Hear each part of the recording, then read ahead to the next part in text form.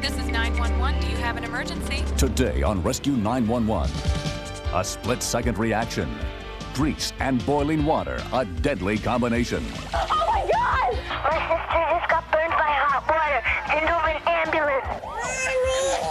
I grabbed her and her skin peeled right off in my hand. Plus, a pregnant woman takes a terrible fall. Mom! Fate lies in the hands of her son. My mom just fell down the stairs. On Rescue 911.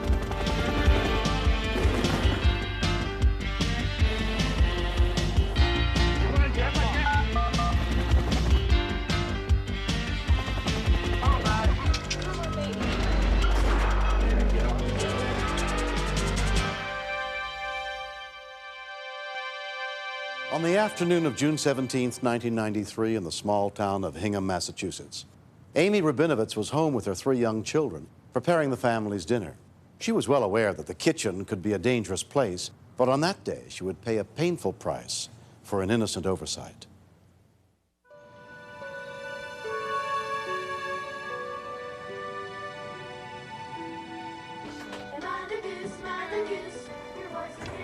I was making spaghetti sauce.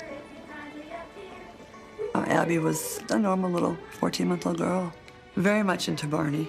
Never moved away from the screen when Barney was on.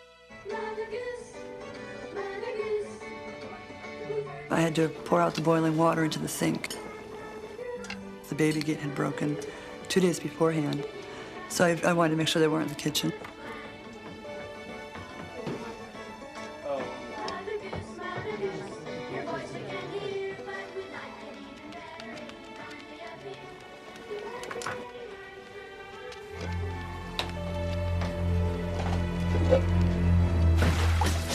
It was a matter of seconds.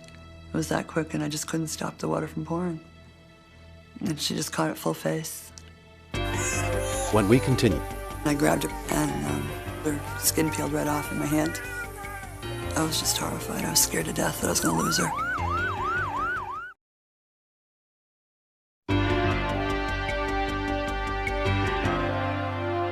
Oh my God! I heard something fall.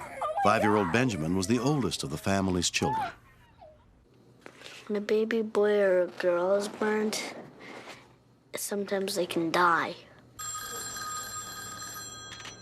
Okay. Hingham Fire emergency line. My sister just got burned by hot water and over an ambulance. Okay, need to know where. Yeah, Hingham Street.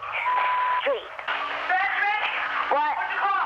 The fire station. I got some here that has some hot grease with water in it. Hot grease with water in it. I need the address for your house. Okay. What's the address for the house? Peel it. Just peeling. My mom put Abby in the shower and pull off the heat on her. And it didn't work. She was peeling bad. Medical aid. A basic life support unit with the Hingham Fire Department was immediately dispatched, including EMT Kevin Carney. When we first got the call, dispatcher announced the address for a child that had been scalded by hot water and grease. I knew the address right away. I grew up with the mother of the child. So right there, the level of stress and apprehension has just increased double-fold.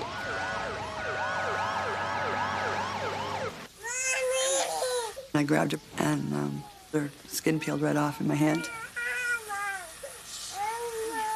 I was just horrified. I was scared to death that I was going to lose her. I couldn't have handled that. There's no way. My kids are everything to me.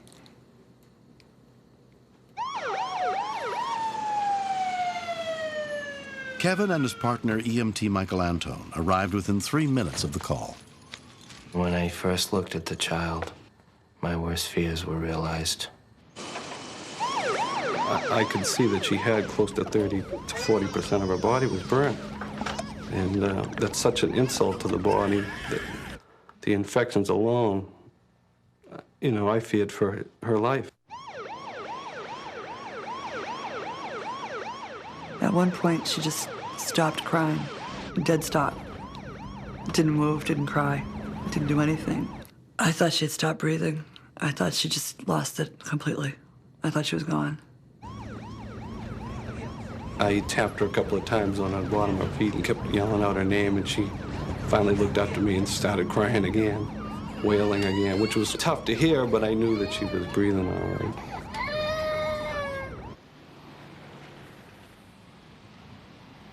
Because of the severity of her burns, 14-month-old Abby was transferred to Shriners Burns Institute in Boston and put under the care of Dr. Robert Sheridan.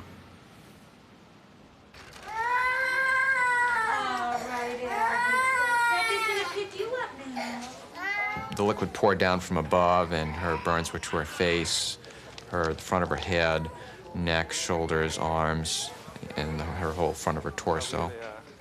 About a third of her skin was gone. In many parts of the world, even today, an injury this size in a child this age is a lethal injury. Abby's father, Stephen, went to the hospital as soon as he heard what had happened. There's nothing that can prepare you for walking into a burn trauma unit. The first thing is the smell that hits you. To see her like that, all bandaged up, it was somebody else's baby. It wasn't my baby. The guilt I felt was incredible.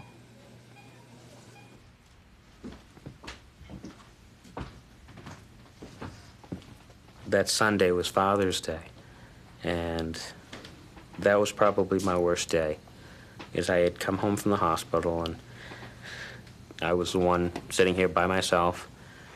The TV couldn't do anything. I just had no interest in watching it or listening to radio or anything. So I pretty much just sat there and had one little light on and cried for about 3 hours.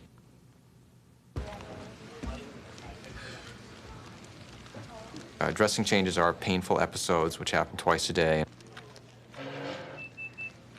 I cried every time I was there for the bandage changes. And I was right there. I stayed right with her for every bandage change. Never missed one. Although Abby underwent successful skin graft operations on her shoulder and chest, she came down with pneumonia.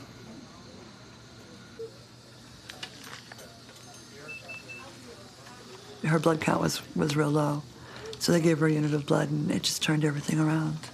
It was like all of a sudden she was healed. It was like a rebirth. They couldn't believe how fast she healed after that. On July 17th, 1993, just 4 weeks after the incident, Abby was released from the hospital. Her family threw a party to thank everyone who helped save her life. Because Abigail's injuries were so severe, we didn't think she was going to make it. So to have her alive today, running around the front lawn of her house, is just so rewarding.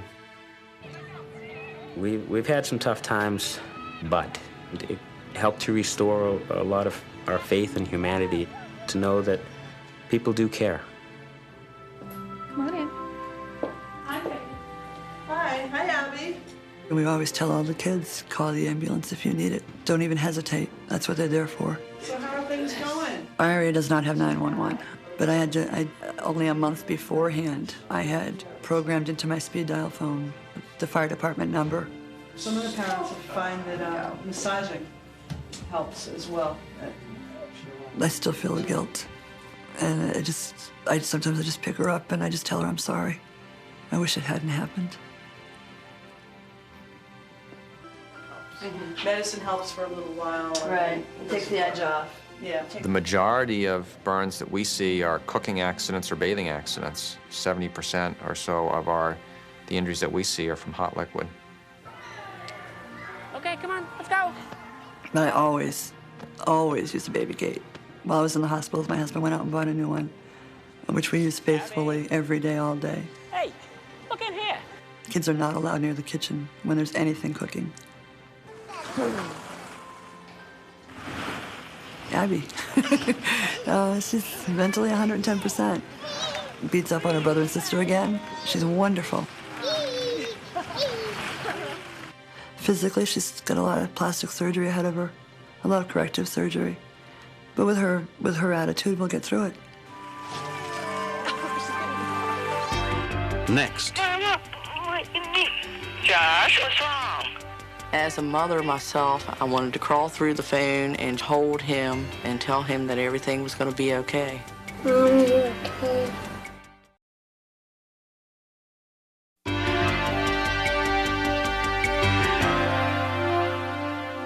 On the afternoon of November 30th, 1993, Pam Tarr was home alone with her 3.5-year-old son, Joshua.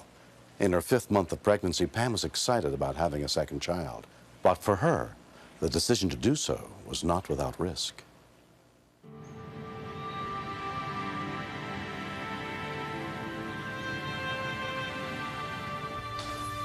My wife has a heart condition, and after she became pregnant, they had taken her off her medication.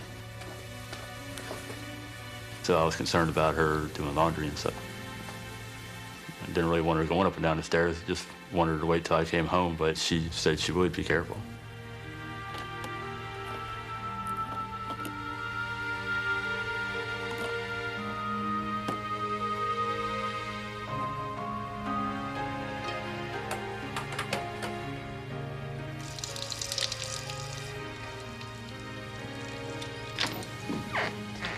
Joshua, what are you doing? You better not be filling that water gun up with water. I'm not!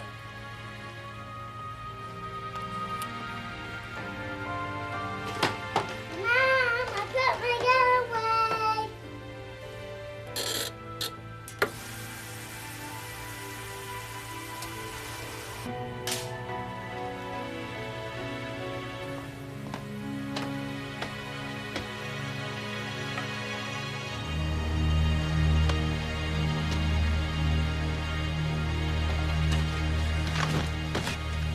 I had to put my super soaker away. Then I heard a big bang.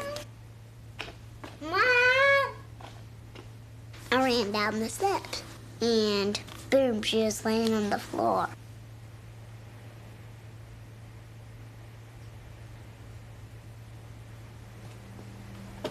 Mom, are you okay? She had her eyes closed, but she kept saying, call 911.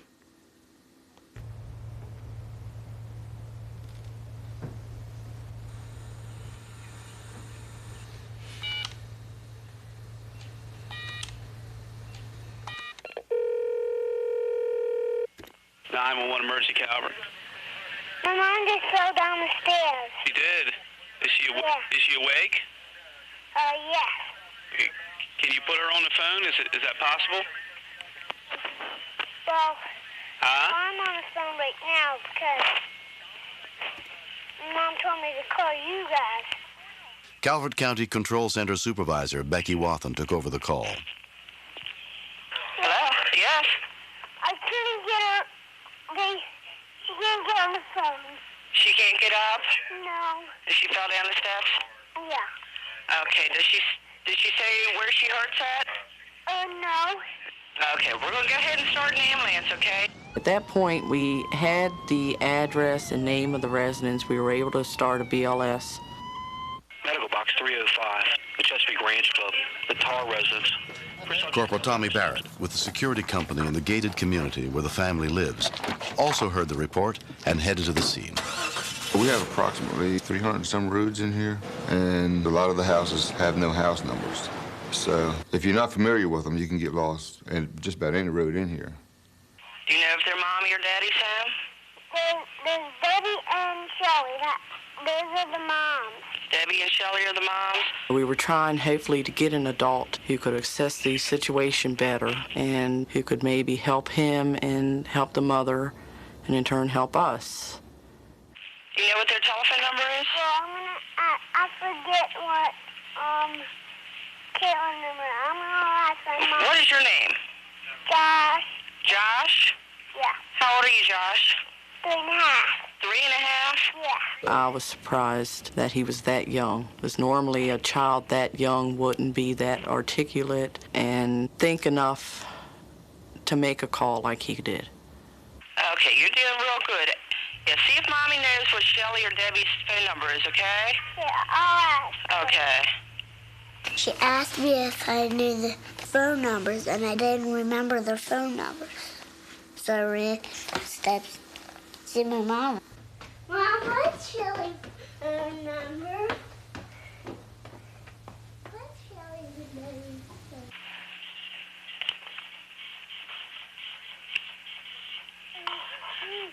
Mama, Josh, what's wrong? She's still laying down? Would she talk to you?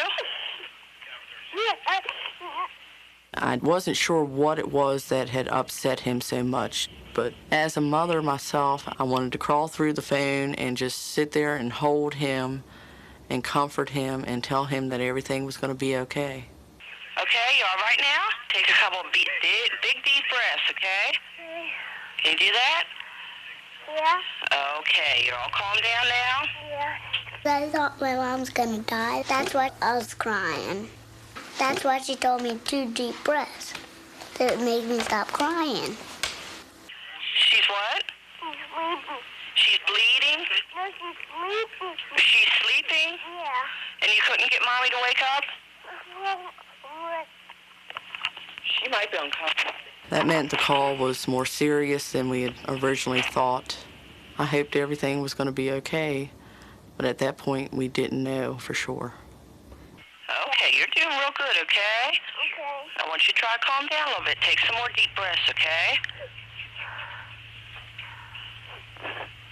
See, that helps, doesn't it? Yeah, that makes you feel better. But we got someone to come and help you, Mommy, okay?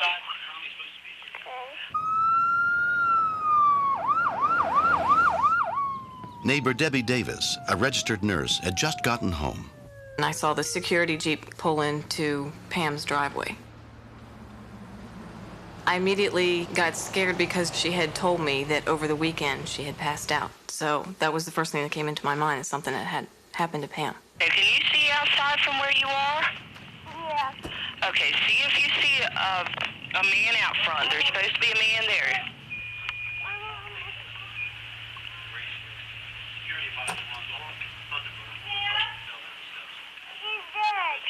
There is someone in the house now. I heard voices in the background and knew that the officer was there. But I wanted to be there with him to let him know how good a job he had done. Pam? Miss Starr? Pam, can you hear me? I could tell that she was breathing, but she wasn't responding at all. Pam? Pam? Pam, are you okay? The security guard took the phone from me, and then I had to go to my neighbor Shelly's house. Then we looked out the window, didn't see the ambulance or my mom. Neither one of them. Or my dad. None of them. She's got a pulse and she's breathing. Knowing that she had a cardiac history, I was worried about the baby and whether or not the baby was getting enough oxygen and blood and everything, but of course I had no way to check that. Pam was flown by Maryland State Police helicopter to the neonatal intensive care unit of Prince George's Hospital Center, where trauma physician Saeed Daei took over her care. The most likely cause of her fainting was lack of circulation to the brain because of her history of heart problems. Okay, Pat, plug that sonogram machine, please. Not only we're examining her condition, also we're monitoring and checking the baby heartbeats. I see the baby moving. The sonogram showed that though there is some evidence of slowness, there is no immediate danger, and this is a transient process that went away fast. To prevent future problems, Pam was put back on her heart medication. No bleeding behind it. During the 4 days Pam spent in the hospital, Joshua was a frequent visitor. Hi. I feel so happy to see my mom. I ran to her and then I gave her a great big hug. You have to. He ran right up with a huge smile on his face, just so proud of himself, and he just said, "I saved your life, Mommy. I'm your hero." I just smiled and said, "Of course you are, and you saved Mommy and probably your baby brother." To look inside your belly. And that's when he found out it was going to be a boy. 8-pound, 2-ounce Jacob Tarr was born 16 weeks after the incident. A completely healthy baby. Joshua came through when there was no other person to rely on. makes me look at him as a little boy and not a baby anymore. It's obvious that he's growing up. We proudly present this award in recognition of outstanding service to Joshua Tarr as our Hero of the Year for 1993 and 1994. I'm gonna get the Hero of the Year award. There you go, young man. Good job. I knew I was a hero because I called 911 and saved my mommy's life. How big's Jacob? So big. Yeah, I'm happy to be big brother because I get to help my mom. I'm gonna teach him a lot of things before he grows up. Like, let me see here, like no hitting and no pushing and only call 911 when they are in an emergency. Baby on the bus.